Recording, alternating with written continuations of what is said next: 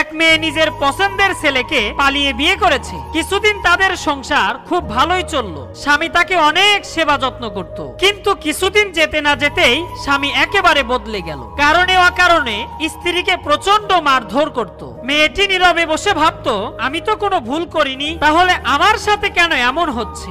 একদিন স্বামী স্ত্রী খাবার খেতে বসেছে, তরকারিতে লবণ কম হওয়ার কারণে স্ত্রীকে প্রচন্ড রকম মারধর করলো। স্ত্রী তখন বুঝতে পারলো সে একজন ভুল মানুষকে ভালোবেসেছে। মেয়েটি প্রতিদিন তার মায়ের কাছে ফোন করে কান্না করে করে বলতো, তোমার মেয়ের মুখে এখন আর হাসি নাই, কারণ সে এক মানুষরূপী অমানুষের হাতে পড়েছে। মা তাকে বারবার সান্ত্বনা দিয়ে বলতো, ধৈর্য ধরো মা, আজ না হয় কাল সবকিছু ঠিক হয়ে যাবে। কিন্তু অনেক দিন পার হয়ে গেল, ঠিক আর হলো না। মেয়েটি তার স্বামীর জুলুম নির্যাতন সহ্য করতে না পেরে একদিন সে বিষ খেয়ে দুনিয়ার মায়া ত্যাগ করলো।